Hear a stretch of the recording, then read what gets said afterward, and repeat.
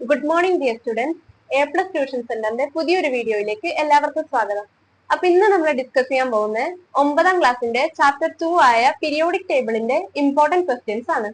അപ്പോ periodic table എന്ന ചാപ്റ്ററിൽ നമ്മൾ എന്തെല്ലാം പഠിച്ചത്?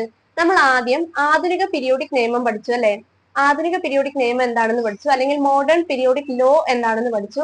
അത് ആവിഷ്കരിച്ചത് ആരാണെന്ന് പഠിച്ചു. ആരാണ് ആവിഷ്കരിച്ചത്? ഹെൻറി മോസ്ലി എന്ന് പറയുന്ന സയന്റിസ്റ്റ് ആണ് ആധുനിക പീരിയോഡിക് നിയമം അല്ലെങ്കിൽ മോഡേൺ പീരിയോഡിക് ലോ ആവിഷ്കരിച്ചത്. പിന്നെ നമ്മൾ ആ പീരിയോഡിക് ടേബിളിനെ കുറിച്ച് പഠിച്ചല്ലേ? അതില് പീരീഡ്സ് ഉണ്ട്, ഗ്രൂപ്പ്സ് ഉണ്ട് എന്നൊക്കെ പറഞ്ഞു. അപ്പോ പീരീഡ്സ് എന്ന് വെച്ചാൽ എന്താണ്? ഹൊറിസോണ്ടൽ റോസ് അല്ലെങ്കിൽ വിലങ്ങനെയുള്ള നിരകളെയാണ് നമ്മൾ എന്ത് പറയുന്നത്? പീരീഡ്സ് എന്ന് പറയുന്നത്. അതുപോലെ ഗ്രൂപ്പ് എന്താണ്? കുത്തനെയുള്ള കോളങ്ങൾ അല്ലെങ്കിൽ വെർട്ടിക്കൽ കോളംസിനെയാണ് നമ്മൾ എന്ത് പറയുന്നത്? ഗ്രൂപ്പ്സ് എന്ന് പറയുന്നത്. അതുപോലെ പിന്നെ നമ്മൾ അതിലുള്ള ഓരോ ഗ്രൂപ്പിന്റെ കുടുംബത്തിന്റെ പേര് പഠിച്ചു, നെയിം ഓഫ് ദ ഫാമിലി. അതുപോലെ എന്ത് പഠിച്ചു? പ്രധാന ഗ്രൂപ്പ് മൂലകങ്ങൾ അല്ലെങ്കിൽ മെയിൻ ഗ്രൂപ്പ് എലമെന്റ്സ് ഏതെന്ന് പഠിച്ചു. ഗ്രൂപ്പ് 1ഉം 2ഉം ഗ്രൂപ്പ് 13 to 18 വരുന്ന എലമെന്റ്സിനെയാണ് എന്ത് പറയുന്നത്? പ്രധാന ഗ്രൂപ്പ് മൂലകങ്ങൾ അല്ലെങ്കിൽ മെയിൻ ഗ്രൂപ്പ് എലമെന്റ്സ് എന്ന് പറയുന്നത്. അതുപോലെ തന്നെ ട്രാൻസിഷൻ എലമെന്റ്സ് അല്ലെങ്കിൽ സംക്രമണ മൂലകം എന്താണെന്ന് പഠിച്ചു. ലാന്തനോയിഡ്സും ആക്ടിനോയിഡ്സിനെ കുറിച്ചും പഠിച്ചു. ലാസ്റ്റ് നമ്മൾ പഠിച്ചത് ആറ്റത്തിന്റെ സൈസിനെ ഡിപ്പെൻഡ് ചെയ്യുന്ന രണ്ട് ഫാക്ടേഴ്സ് ആണ്. ഏതെല്ലാണ്? ന്യൂക്ലിയർ ചാർജും ആറ്റോമിക് നമ്പർ ഓഫ് ഷെൽസ് ആണ്. ന്യൂക്ലിയർ ചാർജും നമ്പർ ഓഫ് ഷെൽസും ഈ രണ്ട് ഫാക്ടേഴ്സ് ആണ് ആറ്റത്തിന്റെ സൈസിനെ ഡിപ്പെൻഡ് ചെയ്യുന്നത്. അപ്പൊ നമുക്ക് ഫസ്റ്റ് ക്വസ്റ്റ്യനിലേക്ക് പോവാം. ഫസ്റ്റ് ക്വസ്റ്റ്യൻ എന്ന് പറയുന്നത് write the electronic configuration of that element. ഇവിടെ atomic number of an element y is 16. നമുക്ക് തന്നിട്ടുണ്ട് y എന്ന് പറയുന്ന എലമെന്റിന്റെ ആറ്റോമിക് നമ്പർ 16 ആണെന്ന് തന്നിട്ടുണ്ട്. Right the electronic configuration of that element. ഈ എലമെന്റിന്റെ ഇലക്ട്രോൺ വിന്യാസം എന്താണെന്നാണ് ചോദിക്കുന്നത്. ആ മൂലകത്തിന്റെ ഇലക്ട്രോൺ വിന്യാസം എഴുതുക. അപ്പോ ഇലക്ട്രോൺ വിന്യാസം നമുക്ക് എങ്ങനെ എഴുതാം? ആറ്റോമിക് നമ്പർ 16 ആണ്. അപ്പൊ നമുക്കറിയാം ഫസ്റ്റത്തെ ഷെല്ലിൽ എത്ര ഇലക്ട്രോൺസ് മാത്രമേ ഉൾക്കൊള്ളൂ? ഫസ്റ്റത്തെ ഷെല്ലിൽ 2 ഇലക്ട്രോൺസ് മാത്രമേ അക്കോമഡേറ്റ് ചെയ്യാൻ പറ്റൂ. ഇനി രണ്ടാമത്തെ ഷെല്ലിലോ 8 ഇലക്ട്രോൺസ് അക്കോമഡേറ്റ് ചെയ്യാം അല്ലെ?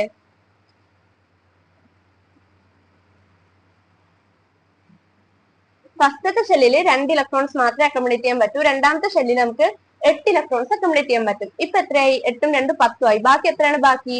6 ഇലക്ട്രോൺസ് ആണ് ബാക്കിയുള്ളത്. അപ്പൊ ആറ്റോമിക് നമ്പർ തന്നാല് ഇങ്ങനെയാണ് നമ്മൾ എന്ത് ചെയ്യുന്നത്? അതിന്റെ ഇലക്ട്രോൺ വിന്യാസം അല്ലെങ്കിൽ ഇലക്ട്രോണിക് കോൺഫിഗറേഷൻ എഴുതുന്നത്. To which period does this element belongs to?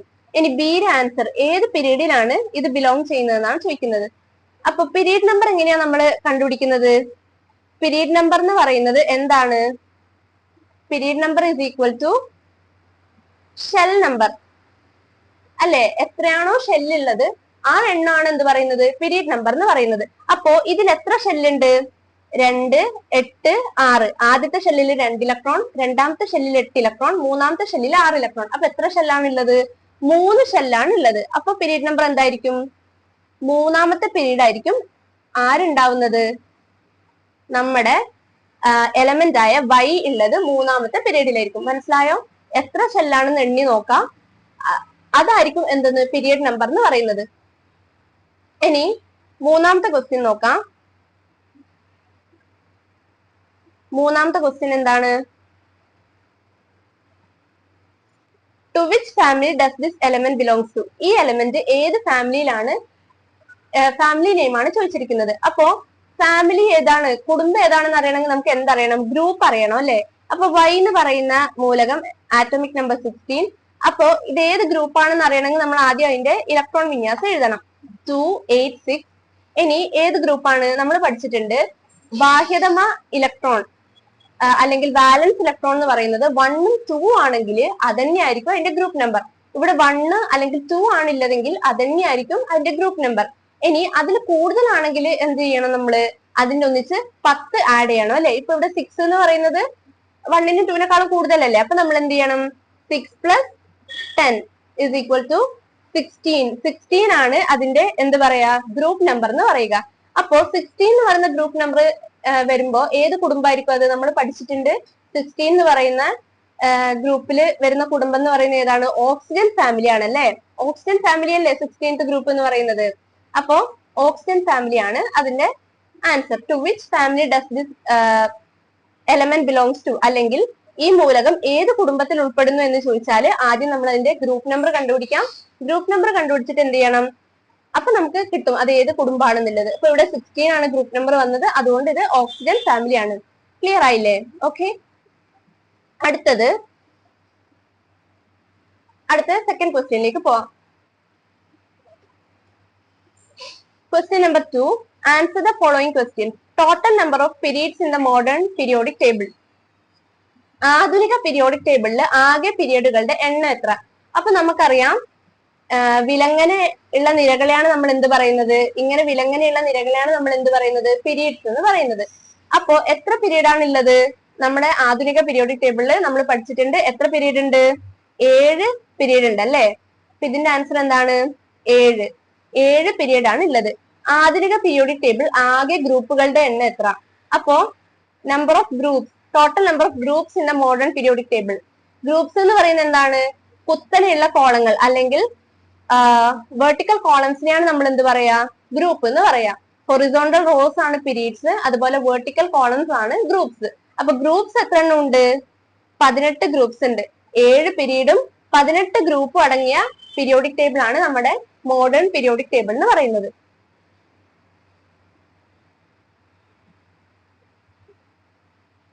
ഇനി അടുത്തത്, പീരിയോഡിക് ടേബിളിൽ ഗ്രൂപ്പ് 18ലെ മൂലകങ്ങളെ ഡാഷ് എന്ന് അറിയപ്പെടുന്നു. Elements of group 18 are known as. അപ്പൊ ഗ്രൂപ്പ് 18 എന്ന് പറയുന്ന എലമെന്റ്സിനെ നമ്മൾ എന്താ വിളിക്കുന്നത്? നമ്മൾ പഠിച്ചിട്ടുണ്ട് എന്താണ്? നോബിൾ ഗ്യാസസ് എന്നാണ് പറയാ. നോബിൾ ഗ്യാസസ് അല്ലെങ്കിൽ അതിനെന്ത് പറയും? ഉത്കൃഷ്ട വാതകം എന്ന് പറയും.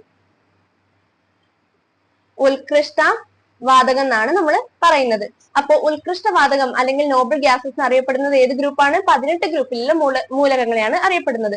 അപ്പൊ അതിന്റെ പ്രത്യേകത എന്താണ്? 18 ഗ്രൂപ്പിലുള്ള മൂലകങ്ങളുടെ വാലൻസ് ഇലക്ട്രോൺ എന്തായിരിക്കും? 8ലായിരിക്കും അത് അവസാനിക്കുന്നത് അല്ലെ? അപ്പോ അതുകൊണ്ട് തന്നെ അവർക്ക് എന്തുണ്ട്? സ്റ്റെബിലിറ്റി ഉണ്ട്, സ്ഥിരതയുണ്ട്. അതുകൊണ്ട് തന്നെ അവര് കെമിക്കൽ റിയാക്ഷൻസിലൊന്നും പങ്കെടുക്കില്ല.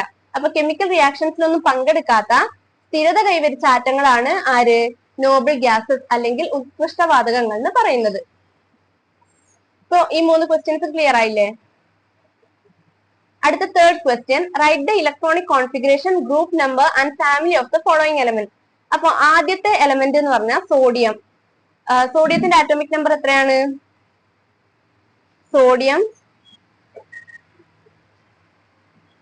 സോഡിയത്തിന്റെ ആറ്റോമിക് നമ്പർ 11 ആണ്. അപ്പോ ഈ സോഡിയത്തിന്റെ ഇലക്ട്രോണിക് കോൺഫിഗറേഷൻ ഏതാണെന്ന് പറഞ്ഞത്. അപ്പൊ ആദ്യം ഇലക്ട്രോണിക് കോൺഫിഗറേഷൻ എങ്ങനെയാ നമ്മൾ എഴുതാ?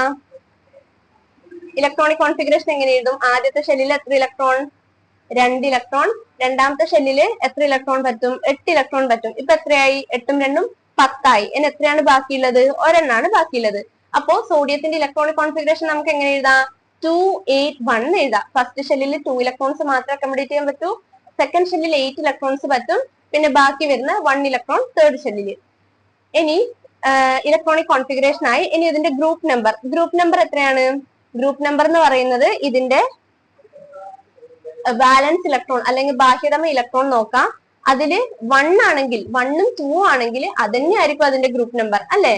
അപ്പൊ ഇവിടെ എന്താ ഉള്ളത്? 1 ആണുള്ളത്. അപ്പൊ ഇതിന്റെ ഗ്രൂപ്പ് നമ്പർ എന്തായിരിക്കും? ഗ്രൂപ്പ് നമ്പർ എന്ന് പറയുന്നത് എന്തായിരിക്കും? 1 ആയിരിക്കും. ഇനി family of the following element, family ഏതാണെന്ന് കണ്ടുപിടിക്കണം. അപ്പൊ ഫസ്റ്റ് ഗ്രൂപ്പ് നമ്പർ 1 ആകുമ്പോ ഫസ്റ്റ് ഗ്രൂപ്പിലുള്ള എലമെന്റ്സ് നമ്മൾ എന്താ വിളിക്കുക? ആൽക്കലി മെറ്റൽസ് എന്നല്ലേ വിളിക്കുക. അപ്പോ അതിനെ എന്ത് വിളിക്കാം നമുക്ക്? ആൽക്കലി മെറ്റൽ അല്ലെങ്കിൽ ആൽക്കലി ലോഹങ്ങൾ എന്ന് വിളിക്കാം. ആൽക്കലി ലോഹങ്ങൾ. അപ്പോൾ സോഡിയം ആണ് നമ്മുടെ ഫസ്റ്റ് എലമെന്റ്. അതിന്റെ ഇലക്ട്രോൺ വിന്യാസം 281. ഗ്രൂപ്പ് നമ്പർ എന്ന് പറയുന്ന 1 ആണ്. കാരണം വാലൻസ് ഇലക്ട്രോണിൽ 1 ആണുള്ളത്. അതുകൊണ്ട് തന്നെ നമുക്ക് എന്ത് പറയാ? ഗ്രൂപ്പ് നമ്പർ 1 ആണെന്ന് പറയാം. 2ൽ കൂടുതൽ വന്നാൽ 3, 4, 5 ഒക്കെ വന്നാലാണ് നമ്മൾ എന്ത് ചെയ്യുന്നത്? 10 കൂട്ടിയിട്ട് പറയുന്നത്. ഇനി ഏത് ഫാമിലിയാന്ന് ചോദിച്ചു. ഫസ്റ്റ് ഗ്രൂപ്പിലുള്ള എലമെന്റ്സ് ഏതാണ്? ആൽക്കലി മെറ്റൽസ് ആണ് അല്ലെങ്കിൽ ആൽക്കലി ലോഹങ്ങൾ എന്ന് പറയും. ഇനി അടുത്ത കോമ്പൗണ്ട്, അടുത്ത എലമെന്റ് എന്ന് പറയുന്നത് കാൽഷ്യം, Ca20. ആറ്റോമിക് നമ്പർ 20 ആണ്. അപ്പോ അതിന്റെ ഇലക്ട്രോണിക് കോൺഫിഗറേഷൻ എങ്ങനെ എഴുതാം? 20 എന്ന് പറയുമ്പോൾ ഫസ്റ്റ് 2, ആദ്യത്തെ ഷെല്ലിൽ 2 ഇലക്ട്രോൺസ്, പിന്നെ രണ്ടാമത്തെ ഷെല്ലിൽ 8 ഇലക്ട്രോൺസ്. ഇനി എത്ര ബാക്കിയുണ്ട്? 10 എണ്ണം ബാക്കിയുണ്ട് അല്ലെ? ഇപ്പൊ 10 എണ്ണമായി. ഇനി 20 ആണെങ്കിൽ 10 എണ്ണം ബാക്കിയുണ്ട്. അപ്പൊ ഇവിടെ 10 എഴുതാൻ പറ്റുമോ നമുക്ക്? ഇല്ല. അപ്പൊ നമ്മൾ എന്ത് എഴുതും? 8, 2. ഇങ്ങനെയല്ലേ കാൽഷ്യത്തിന്റെ ഇലക്ട്രോണിക് കോൺഫിഗറേഷൻ എഴുതാ. ഇനി ഇതിന്റെ പീരിയോഡിക് നമ്പർ എത്രയാന്ന് എഴുതണം. അപ്പോ ഇതിന്റെ പീരിയോഡിക് നമ്പർ എത്രയാണ്? ഗ്രൂപ്പ് നമ്പർ ഇവിടെ വാലൻസ് ഇലക്ട്രോൺ എന്ന് പറയുന്നത് 2 ആണ്. അപ്പോ എത്രയായിരിക്കും ഗ്രൂപ്പ് നമ്പർ എന്ന് പറയുന്നത് 2 ആയിരിക്കും അല്ലെ. ഗ്രൂപ്പ് നമ്പർ 2 ആയിരിക്കും. ഇനി ഏതായിരിക്കും ഫാമിലി എന്ന് പറയുന്നത് ആൽക്കലൈൻ എർത്ത് മെറ്റൽ ആയിരിക്കും ഫാമിലി. സെക്കൻഡ് ഗ്രൂപ്പിൽ നമ്മൾ പഠിച്ചിട്ടുണ്ട്. സെക്കൻഡ് ഗ്രൂപ്പ് എലമെന്റ്സിന് എന്താ പറയാ? ആൽക്കലൈൻ എർത്ത് മെറ്റൽസ് എന്നാണ് പറയാ. First group alkaline metals, second group alkaline earth metals എന്നാ പറയാ. Alkali earth metals. ഇനി ഇതിന്റെ പീരിയോഡിക് നമ്പർ എങ്ങനെയായിരിക്കും നമ്മൾ കണ്ടുപിടിക്കാം? ഇവിടെ ചോദിച്ചിട്ടില്ല. പക്ഷെ പീരിയോഡിക് നമ്പർ എങ്ങനെ കണ്ടുപിടിക്കാം? എത്ര ഷെല്ലുണ്ടോ അതല്ലേ പീരിയോഡിക് നമ്പർ. അപ്പൊ ഇവിടെ എത്ര ഷെല്ലുണ്ട്? 1, 2, 3, 4 ഷെല്ലല്ലേ ഉള്ളത്. അപ്പൊ അതിന്റെ പീരിയോഡിക് നമ്പർ എന്ന് പറയുന്നത് 4ാമത്തെ പീരീഡിലായിരിക്കും എന്തുണ്ടാവുന്നത്? കാൽഷ്യം എന്ന് പറയുന്ന എലമെന്റ് ഉണ്ടാവുന്നത്. അപ്പൊ ഇങ്ങനെയാണ് ഗ്രൂപ്പ് നമ്പറും പീരിയോഡിക് നമ്പറും നമ്മൾ കണ്ടുപിടിക്കുന്നത്. ഇനി ലാസ്റ്റ് എലമെന്റ്, ഇത് നിങ്ങൾ ഒറ്റയ്ക്ക് ചെയ്യാൻ ശ്രമിക്കുക. ക്ലോറിൻ 17. ക്ലോറിൻ എന്ന് പറയുന്നതിന്റെ ആറ്റോമിക് നമ്പർ 17 ആണ്. അപ്പൊ അതിന്റെ ഇലക്ട്രോൺ വിന്യാസം അല്ലെങ്കിൽ ഇലക്ട്രോണിക് കോൺഫിഗറേഷൻ എങ്ങനെ വരും? 2, 8, 7 എന്ന് വരും. ഇനി ഇതിന്റെ ഗ്രൂപ്പ് നമ്പർ എന്ന് പറയുന്നത് ഇവിടെ 7 ആണ് വന്നത് അല്ലെ. അപ്പൊ 7 വരുമ്പോ നമ്മൾ എന്ത് ചെയ്യണം? ഇതിന്റെ ഒന്നിച്ച് എത്ര ആഡ് ചെയ്യണം? 10 ആഡ് ചെയ്യണം. 7 + 10 = 2ൽ കൂടുതൽ നമ്പർ ആണ് ബാഹ്യതമ ഷെല്ലിൽ അല്ലെങ്കിൽ ബാലൻസ് ഇലക്ട്രോണിൽ വരുന്നെങ്കിൽ നമ്മൾ അതിന്റെ ഒപ്പം 10 ആഡ് ചെയ്യും. അപ്പൊ 17. അപ്പൊ 17 ആണ് നമ്മുടെ ഗ്രൂപ്പ് നമ്പർ എന്ന് പറയുന്നത്. ഇനി അത് ഏത് ഫാമിലിയാണ്? 17 എന്ന് പറയുന്നത് നമുക്കറിയാം ഹാലോജൻസ് അല്ലേ. ഹാലോജനുകളായിരിക്കും ആ ഫാമിലി എന്ന് പറയുന്നത്. 17th ഗ്രൂപ്പ് ഉൾക്കൊള്ളുന്ന ഫാമിലിയാണ് ഹാലോജൻ. അപ്പൊ ഹാലോജൻ ഫാമിലി ആയിരിക്കും. ഇനി ഇതിൽ എത്ര ഷെല്ലുണ്ട്? 3 ഷെല്ലുണ്ട്. അതുകൊണ്ട് ഇതിന്റെ പീരീഡിന്റെ നമ്പർ എന്ന് പറയുന്നത് എന്തായിരിക്കും? 3 ആയിരിക്കും. അപ്പൊ നെക്സ്റ്റ് ക്വസ്റ്റ്യനിലേക്ക് പോവാം. 4th question. Electronic configuration of a few elements are given.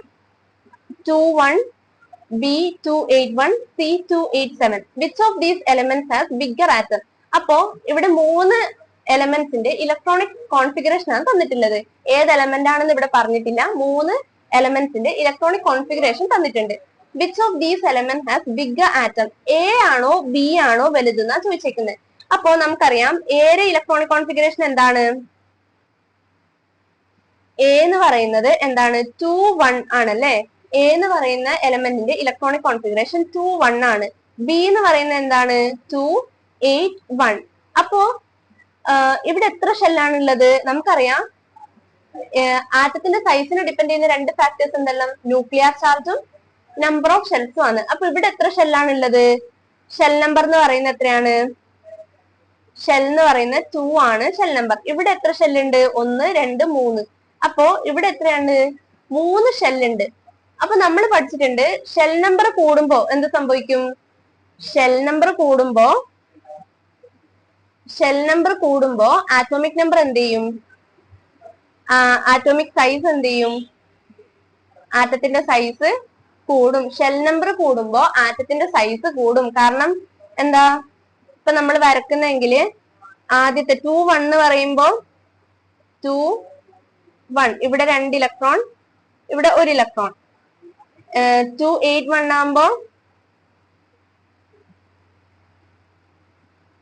ഇവിടെ 2 ഇലക്ട്രോൺ, ഇവിടെ 8 ഇലക്ട്രോൺ, 8 ഇലക്ട്രോൺ, ഇവിടെ 1 ഇലക്ട്രോൺ. അപ്പൊ നോക്കിയേ, ഇതിനേക്കാളും വലുതല്ലേ ഇതെന്ന് പറയുന്നത്. ഷെൽ നമ്പർ കൂടുമ്പോ എന്ത് ചെയ്യുന്നുണ്ട്? ആറ്റത്തിന്റെ സൈസ് വലുതാവുന്നുണ്ട്. അപ്പൊ നമുക്ക് എന്ത് പറയാം? ഇവിടെ ഏതാണ് വലുത്?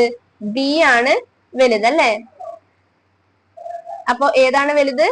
ബി ആണ് ബിഗർ എന്ന് പറയുന്നത്. ബി.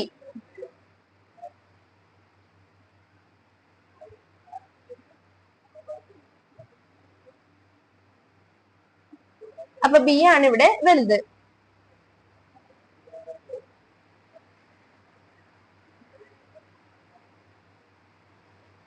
അപ്പോ ഇത് മനസ്സിലായോ? അടുത്ത question. Which atom is bigger, B or C? അപ്പൊ നമ്മൾ എയും ബിയും നോക്കിയാൽ നമുക്ക് എന്ത് പറയാ, ബി ആണ് വലുതെന്ന് പറയാം. കാരണം എന്താ, ഷെൽ നമ്പർ കൂടുന്നുണ്ട്. ഇനി ബിയും സിയും നോക്കിയേ. ബി എന്ന് പറയുന്നത് 281 ആണ്, സി എന്ന് പറയുന്നത് 287 ആണ്.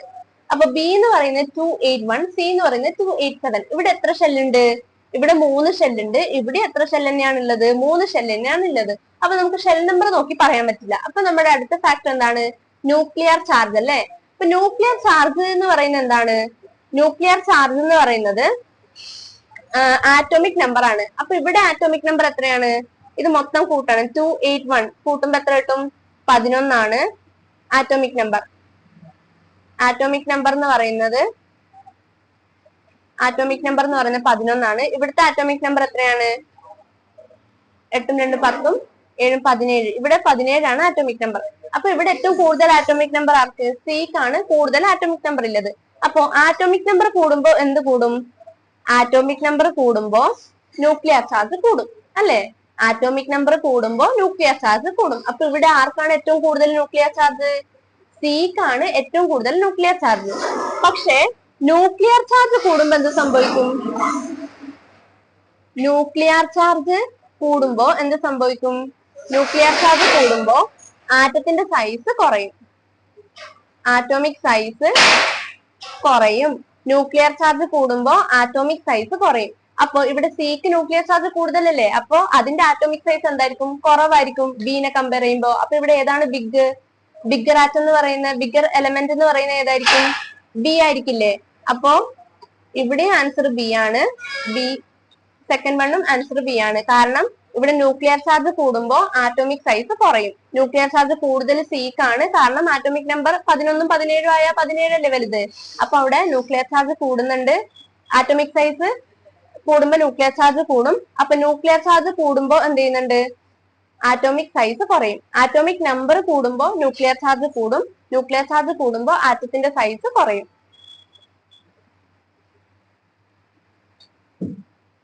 ഇനി last question. The electronic configuration of an element X is 2881. Find the atomic number of X. അപ്പൊ നമുക്ക് ഒരു എക്സിന്റെ ഇലക്ട്രോണിക് നമ്പർ തന്നിട്ടുണ്ട്. എന്താണ്? 2881 ആണ് ഇതിന്റെ ഇലക്ട്രോണിക് നമ്പർ എന്ന് പറയുന്നത്. ഇനി ഇതിന്റെ ആറ്റോമിക് നമ്പർ എന്താണെന്ന് ചോദിച്ചിരിക്കുന്നത്. ആറ്റോമിക് നമ്പർ എങ്ങനെ കണ്ടുപിടിക്കുക? ആദ്യത്തെ ഷെല്ലിൽ 2 ഇലക്ട്രോൺ, രണ്ടാമത്തെ ഷെല്ലിൽ 8 ഇലക്ട്രോൺ, മൂന്നാമത്തെ ഷെല്ലിൽ 8 ഇലക്ട്രോൺ, നാലാമത്തെ ഷെല്ലിൽ 1 ഇലക്ട്രോൺ. ഇതെല്ലാം കൂട്ടിയാ പോരെ. അപ്പൊ നമുക്ക് എത്ര കിട്ടും? 8 2 10 8 18 1 19. 19 ആണ് ഇതിന്റെ ആറ്റോമിക് നമ്പർ എന്ന് പറയുന്നത്. To which group does it belongs to? അപ്പോ ഇത് ഏത് ഗ്രൂപ്പിലാണ് ഉൾക്കൊള്ളുന്നത്?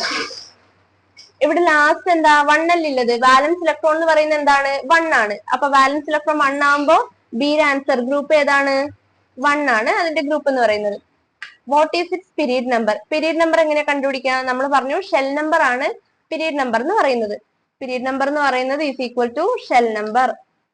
അപ്പൊ ഇവിടെ എത്ര ഷെല്ലുണ്ട്? 1 2 3 4 4 ഷെല്ലുണ്ട്. അപ്പോ എത്രാമത്തെ പീരീഡിലായിരിക്കും അത് ഉണ്ടാവുന്നത്? 4ാമത്തെ പീരീഡിലായിരിക്കും ആരുണ്ടാവുന്നത്? നമ്മുടെ എലമെന്റ് എക്സ് എന്ന് പറയുന്ന ഈ എലമെന്റ് ഉണ്ടാവുന്നത്. ഇനി to which family does it belong? അപ്പോ ഒന്നാമത്തെ ഗ്രൂപ്പിലുള്ള ഫാമിലിയുടെ പേരെന്താണ്? ഒന്നാമത്തെ ഗ്രൂപ്പ് എന്ന് പറയുമ്പോൾ അത് ആൽക്കലി മെറ്റൽസ് ആണ്, അല്ലെങ്കിൽ ആൽക്കലി ലോഹങ്ങൾ എന്ന് പറയും. Alkali metals. Write the electron configuration of the noble gas which comes just after X. അപ്പോ ഈ ക്വസ്റ്റ്യൻ ഇമ്പോർട്ടന്റ് ആണ്, ശ്രദ്ധിച്ചോ. Electronic configuration of A noble gas which comes just after X. അപ്പൊ എക്സ് എന്ന് പറയുന്നത് എന്താണ്? 2881 ആണ് എക്സ് എന്ന് പറയുന്നത്. അപ്പോ നോബിൾ ഗ്യാസിന്റെ അതിന് തൊട്ട് മുന്നേ ഉള്ള noble gas which comes just before X എന്നാണ് ചോദിച്ചിരിക്കുന്നത്. ഈ മൂലകത്തിന്റെ തൊട്ട് മുൻപ് വരുന്ന ഉത്കൃഷ്ടവാതകത്തിന്റെ ഇലക്ട്രോൺ വിന്യാസമാണ് ചോദിച്ചിരിക്കുന്നത്. അപ്പോ ഇതിന് തൊട്ട് മുന്നേ വരുന്ന ഉത്കൃഷ്ടവാതകം എന്ന് പറഞ്ഞാൽ എന്താണ്? ഉത്കൃഷ്ടവാതകത്തില് ലാസ്റ്റ് നോബിൾ ഗ്യാസില് വാലൻസ് ഇലക്ട്രോൺ എത്രയായിരിക്കും വരുന്നത്? 8 ആയിരിക്കും വരുന്നത്. അപ്പൊ എന്ത് ചെയ്താൽ മതി? ഈ ഒരു 1 ഒഴിവാക്കിയാൽ മതി. അപ്പൊ നമുക്ക് എത്ര കിട്ടും? 288 എന്ന് കിട്ടും. അതായിരിക്കും എന്ത്? നമ്മുടെ നോബിൾ ഗ്യാസ്. ഇപ്പൊ എത്രയായി? 18 അല്ലേ ഇത് ആറ്റോമിക് നമ്പർ വരുന്നത്. ഇതാണ് നമ്മുടെ നോബിൾ ഗ്യാസ് വരുന്നത്. വേറൊരു എക്സാമ്പിൾ കാണിക്കാം.